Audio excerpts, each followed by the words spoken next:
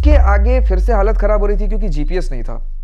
और उस जगह के बारे में मैंने सुना है कि वहाँ पर अगर पुलिस या ऐसे कोई पेट्रोल की गाड़ी होती है तो वो आपको ट्रेसपासिंग के लिए बहुत सीरियस एक्यूजेशंस लगा करके आपको अंदर भी कर सकती है। तो ये भी डर था मेरे अंदर कि मैं इलीगल काम तो नहीं कर रहा कुछ, क्योंकि कहीं ना वैसा क्लियर नहीं है, ग्रे ब्लैक एंड व्हाइट बड़ा ग्रे है वो। हाँ। कि क्या कहाँ कौन सी जगह ट्रेसपासिंग है कौन सी नहीं है, वो कुछ क्लियर बोर्ड्स नहीं भी कुछ नहीं लगे है। हुए। मतलब मुझे तो एटलीस्ट नहीं दिखे, जो भी मैंने रिसर्च किया था वहाँ पे लिखा था कि होंगे, बट मैं बड़ा ध्यान देते हुए जा रहा था कि कहीं पर ट्रेसपासिंग ना कर जाऊं मैं, क्योंकि मैं अकेला हूं, I have to be careful about everything. So I was being careful and I could not see anything.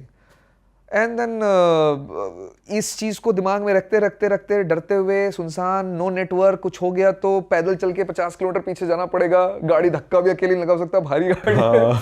तो क्या करूंगा, ये सब सोचते सोचते आगे बढ़ता हूँ।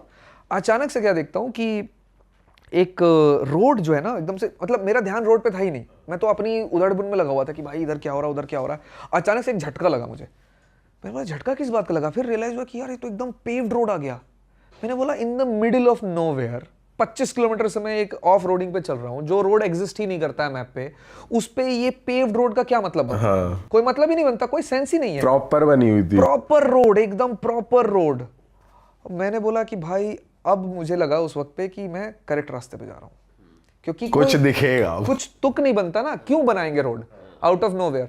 तो उसके पहले जो ऑफ रोड है ना वो डिस्गाइज है। I can say this, like मेरा ये अपना थ्योरी है, ऐसे हो सकता है, इसके बारे में कुछ लिखा नहीं है कहीं पर, बट मुझे ऐसा लगता है कि वो जो अनपेव्ड रोड है, वो जो ऑफ रोड है, वो डिस्गाइज है कि भाई इधर मत जाओ, कुछ नहीं है। बट 20 किलोमीटर 25 किलोमीटर के बाद वहाँ है भाई।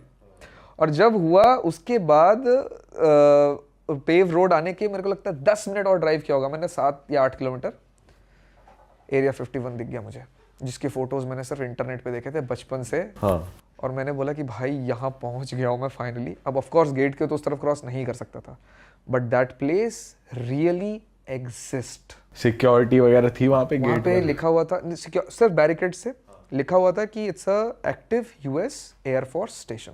और बाकी एनर्जी कैसी थी भाई, कुछ फील हुआ आपको कुछ अलग? देखो मैं तो शायद फील कर पा रहा था क्योंकि मैं एरिया 51 को लेकर बहुत इमोशनली कनेक्टेड हूँ। मैं तब से उस जगह के बारे में जानता हूँ, जब मैं उसके बारे में बात करता था तो क्लास में हंस देते थे लोग मेरे ऊपर, क्या बेतुकी बातें करता रहता है, ऐसी कोई जगह नहीं है, तू पता नहीं मनगढ़ंत था, कभी एरिया 51 बोलता है, कभी मरीना ट्रेंच बोलता है, कभी कुछ बोलता है, यहाँ शिप गायब हो जाते हैं। भाई मजा आता था मुझे पढ़ करके साहब, अब जिनको नहीं आता था वो ये हंसते थे मेरे ऊपर। तो मैं तो वहां जाकर के बस यही देख रहा था कि भाई 15 साल वाला वो अमित कितना प्राउड होगा, मैं अकेला पहुंच गया हूँ भाई यहाँ पर। तो मेरा तो अलग कनेक्ट था वहाँ पे, लेकिन मतलब कुछ तो है यार वहाँ पे, मतलब जो आसपास बादल भी दिख रहे थे ना मुझे हॉराइजन पे, अलग था। क्या अलग था मैं एक्सप्लेन नहीं कर पाऊंगा, ठीक है, क्योंकि अगर मैं एक्सप्लेन करने जाऊंगा तो मैं कुछ गलत बोल दूंगा, तो इसलिए मैं उसको एक्सप्लेन करना ही नहीं चाहता। तो बिल्डिंग का स्ट्रक्चर्स कैसा था उधर? यार मुझे ऐसा लगता है कि जो मेन बैरिकेड है ना उससे भी 7-8 किलोमीटर पीछे है। अच्छा। एक बहुत अच्छे पॉडकास्टर जो रोगन, I am sure you guys know him, उसके वहां पर उस जगह से काम करने वाला एक बंदे ने पहले एक पॉडकास्ट किया है बहुत पहले, तो मैंने वो पॉडकास्ट देखा है। वो एक्स बंदा है जो उसने एक्स एरिया 51 में काम किया है। तो वो जिस मैप के बारे में बात करता है, कभी मैं अगर आपके साथ बैठूंगा ऑफ कैमरा तो गूगल पे आपको मैप दिखाऊंगा, वहां पर छोटे छोटे बहुत सारे गड्ढे बने हुए हैं जहां पर किसी तरीके के उन्होंने मिसाइल्स प्रैक्टिस करी हैं या क्या प्रैक्टिस करी हैं, बट वो गड्ढे हैं। But as per that guy those are practice by UFOs. 7 UFOs हैं उसके हिसाब से वहां। अच्छा, ठीक है, ये मेरे वर्ड्स नहीं है, ये उस बंदे के वर्ड्स हैं जो रोगन के पॉडकास्ट में ये बात कह रहा है।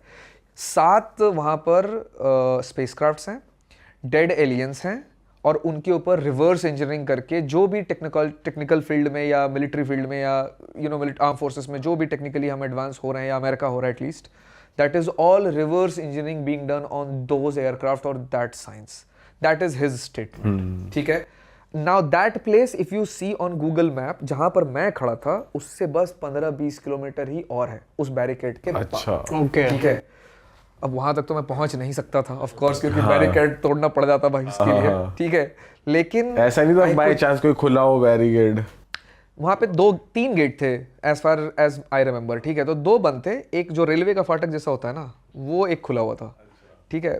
10-15 मिनट था मैं वहां पर, और फोटोग्राफी नॉट अलाउड लिखा था। वीडियोग्राफी नॉट अलाउड नहीं लिखा था। ठीक है, तो मैंने वहां पे सिर्फ वीडियोस बनाए, एक भी फोटो नहीं लिए। तो मैंने टेक्निकली कोई इलीगल काम नहीं किया भाई। ठीक है, तो मैंने वहां पर ये ट्राइपॉड लेकर के और 3-4 बार भाई ट्राइपॉड भी खोल लिया, बड़ी बात है। आपने आज भी फोन से ही कर ले, मतलब उससे कर ले, हैंडी कर ले। एक्चुअली ना मेरे को 10 मिनट लगा गाड़ी से बाहर उतरने में, जो कि कैमरे पर नहीं आया ऑफ कोर्स। ठीक है, जब मैं वहां पहुंचा ना तो 10 मिनट तक मैं यूं ही खड़ा था कि मैं गाड़ी से उतरूं कि नहीं उतरूं। मतलब मैं यही सोचने लगा था कि गाड़ी से तुरंत ही उतरूं, कोई ना आ जाए। हाँ मैं उतरूं कि नहीं उतरूं। कहीं और उतरते ही गोली पड़ जाए, स्नाइपर बैठा हो। यार मतलब बिल्कुल हो सकता था ऐसा क्योंकि यूएस में ये बड़ी कॉमन बात है, लोग प्राइवेट प्रॉपर्टी पे भी घुसने पे गोली मार सकते हैं वहां पर, तो इतनी कॉमन बात है। तो ये तो फिर भी आर्म फोर्स, मतलब एयर फोर्स स्टेशन एक्टिव लिखा हुआ उसके ऊपर। पहले मैं एक्चुअली 200-300 मीटर पहले रुक गया था। ठीक है, अगर मैं घबरा तो मैं 1 किलोमीटर पहले से गया था। 1 किलोमीटर पहले जैसे मुझे पहली बार दिखा ना कि हाँ ये आउट ऑफ नोवेयर मेरे को एक इंफ्रास्ट्रक्चर दिख गया है, तो मेरी एंग्जाइटी आ गई थी मुझे कि भाई एरिया 51 दिख गया, ये तो लग रहा है वैसा ही। और जैसे जैसे नजदीक गया वैसे पीक पे जा रहा मेरा एंग्जाइटी एकदम। 200 मीटर पहले जाकर के रुक गया मैं। फिर 200 से 100 मीटर ना मैं पहुंचूंगा ऐसे 10 मिनट में, थोड़ा थोड़ा धीरे धीरे गाड़ी चला करके। और फिर 100 मीटर दूर जाकर के मैं ऐसे बैठा हुआ। 10 मिनट लगा मुझे अपने आप को काम डाउन करने में, क्योंकि आप किसी और के साथ रहोगे ना तो आप निकल जाओगे बाहर, चल देखते हैं ना, आजा देखते हैं, आजा देखते हैं, क्योंकि आप एकदम कैजुअल हो जाते हो। मैं अकेला हूं, everything is based on me. कुछ भी हो गया ना भाई, मेरे घर वालों को पता तक नहीं चलेगा कि साला मैं था कहां पर। ठीक है, तो ट्रेस ही नहीं हो पाओगे। हाँ, वो तो जीपीएस तो 50 किलोमीटर पहले छूट गया। तो सही में है ही नहीं, किसी को पता ही नहीं कि मैं यहाँ पे हूँ। और स्टोरीज भी ऐसी मैंने वहाँ के बारे में पढ़ रखी है कि एक फैमिली थी यूरोप की किसी कंट्री की, वो वहाँ खो गई उस इलाके में, और पानी वानी वहाँ है नहीं, गर्मी बहुत बेइंतहा पड़ती है। वो खो गए भाई, पानी वानी खत्म हो गया, पूरी फैमिली।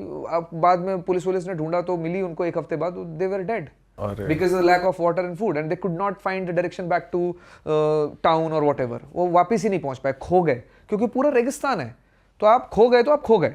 ठीक है, अब मैं वहाँ पहुंचा, 10 मिनट वहाँ पर अपने आप को काम डाउन किया, फिर धीरे धीरे बाहर निकला, फिर थोड़ा सा नॉर्मल हुआ, तो जैसे भाई ने बताया, तो फिर मैं ट्राइपॉड सब निकाल लिया मैंने। 15-20 मिनट मैंने ये किया होगा। 15-20 मिनट के बाद वो जो फाटक है जो खुला हुआ था, वो फाटक पे लाल पीली नीली ऐसे कुछ बत्तियां जल रही थी, वो जलने लग गई एकदम ऐसे बुकबक, और वो नीचे गया, बंद हो गया। और हाँ, वो रिकॉर्ड भी हुआ मेरे कैमरे पे। मेरा कैमरा ऑन ही था तब। और जो मेरी फटी उसके बाद, मैंने बोला कि ये इनडायरेक्टली मुझे बोल रहे हैं अब तू निकल जा यहाँ से। अब तेरा जाने का वक्त आ चुका है, 15 मिनट ही तेरे को मिले। एग्जैक्टली, अब भाई निकलो यहाँ से। पर भाई मैं वहां से निकल के 1 घंटे दूर गया था। 1 घंटा मतलब जहां पर जीपीएस वापस मिला मेरे को, जीपीएस जहां मिला वहीं पे गाड़ी लगाई और वहीं सो गया मैं गाड़ी के ऊपर। मैं बोला आज तो रात में यहीं सोऊंगा मैं, क्या पता कुछ दिख जाए। हाँ। दिखा तो नहीं कुछ, ठीक है, थक भी गया था, तो सो गया आराम से। गाड़ी में ही सो गए? हाँ, गाड़ी के ऊपर वो टेंट वेंट लगा रखा है मैंने, तो उसमें ही सो गया मैं उसी पर। मैं तो सोच रहा था कि गेट के बाहर ही करूंगा, पर वो सिक्योरिटी हो गई, और फिर खुद भी वो 15 मिनट तक वहाँ था। 15 मिनट तक मुझे लगता है मेरा हार्ट बीट 120 के नीचे गया ही नहीं होगा। मेरे बोला यार तो सो ही नहीं पाऊंगा, तो चला गया वहाँ से। But it's experience for me as a kid, and नहीं पता यार, ये मैं आप लोगों के ऊपर, देखने वालों के ऊपर, पढ़ने वाले सुनने वालों के ऊपर छोड़ता हूँ कि उसके पीछे क्या है। मेरा पर्सनल क्या मानना है, वो मुझे लगता है कि एलियंस हैं। ठीक है, पॉसिबल ही नहीं है यार कि नहीं होंगे एलियंस, ठीक है, और पॉसिबल ही नहीं है कि हम तक पहुंचे नहीं आज तक। तो ये मेरा पर्सनली मानना है, लेकिन क्या है नहीं है एग्जैक्टली वो मुझे नहीं पता। मेरा पर्सनली मानना है उसके पीछे ये एरिया जो इस एरिया के बारे में बोला जाता है कि एलियंस के ऊपर एग्जामिन किया जा रहा है, उनको रिसर्च की जा रही है, ये एग्जिस्ट करती है आपके हिसाब से? ये रियल है एकदम? जी, मुझे लगता है कि मतलब मेरी एक थ्योरी भी है इसके बारे में, कि अगर आप सुनना चाहोगे, इंटरेस्टेड हो, तो मैं बता सकता हूँ। क्या थ्योरी है? कि एलियंस हैं but politicians is not telling us. मेरी अपनी पर्सनल थ्योरी इस पे ये है कि क्या होता है कि आप लोग कहाँ से हो? हरियाणा से? हाँ, नोएडा से, हरियाणा से, ऐसी जगहों से, ठीक है, मतलब बेसिकली दिल्ली एनसीआर से हैं, ठीक है। लेकिन दिल्ली एनसीआर वालों से, दिल्ली से हैं, लेकिन कलकत्ता के साथ हम लड़ाई करते हैं आईपीएल में, ठीक है, लेकिन पाकिस्तान के साथ हम एज ए इंडिया हो जाते हैं, हाँ। ठीक है, यूरोप के साथ हम एज ए एशिया हो जाते हैं, फिर हम वो सार्क बन जाते हैं, ठीक है। तो क्या होता है ना कि हम अलग अलग बटे हुए हैं, कॉन्टिनेंट के हिसाब से बढ़ गए हैं, फिर उसके बाद इंडियन मतलब कंट्री के हिसाब से बढ़ गए हैं, उसके अंदर स्टेट के हिसाब से बढ़ गए हैं, स्टेट के अंदर भैया हम सिटीज़ के हिसाब से बढ़ गए हैं। दिल्ली में आ जाओ तो नॉर्थ दिल्ली वाला साउथ दिल्ली से बटा हुआ है, साउथ दिल्ली वाले में फिर मालवीय नगर और पंचशील के बीच में प्रॉब्लम्स है, फिर पड़ोसी बटा हुआ है। लेकिन जैसे जैसे चीज़ें बड़ी होती जाती है ना, हम यूनाइट होते जाते हैं। दूसरे मोहल्ले से लड़ाई होगी तो पूरा मोहल्ला साथ हो जाएगा, सारे पड़ोसी साथ हो जाएंगे। डिस्ट्रिक्ट से लड़ाई होगा तो सारे डिस्ट्रिक्ट साथ हो जाता है, फिर स्टेट साथ हो जाता है, इंडिया साथ हो जाता है। ऐसे ही मुझे लगता है कि जिस दिन हमको पता चल गया ना कि एलियंस हैं, उस दिन पूरा ह्यूमन काइंड ना एक साथ हो जाएगा।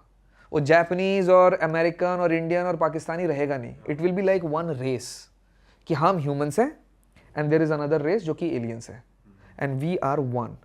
Or the moment we do this and we realize that we are one, politicians will lose their power. क्योंकि politicians का power ही division से आता है. जब तक वो division नहीं होगा वो power ही नहीं है उनके पास. करेक्ट. So जो दुनिया चला रहा है भैया उसके लिए तो unity बहुत बड़ा उसके power के लिए वो कभी दिखाएगा ही नहीं भाई. तो इसीलिए मुझे लगता है ये मेरी theory है कि वो हमको इसलिए नहीं पता चलने देते because they are afraid that they will lose their power if we know about it and we get in it. अरे वाह, आपने ये वीडियो यहाँ तक देख ली भाई, तुमने हमारी मेहनत सफल कर दिया, तुम ही लोग हो असली रियल हिट। और अगर आपको बहुत मजा आ रहा है ऐसी क्लिप्स में, ऐसी वीडियोस में, तो फटाफट जाइए प्लेलिस्ट पे बिंज वॉच कीजिए, सारी वीडियोस देख डालो और मौज काटो। दैट इज इट, हम मिलेंगे नए पॉडकास्ट में, नई क्लिप में। Till then bye bye, see you, take care, do subscribe, best of real talk online. Okay, bye bye.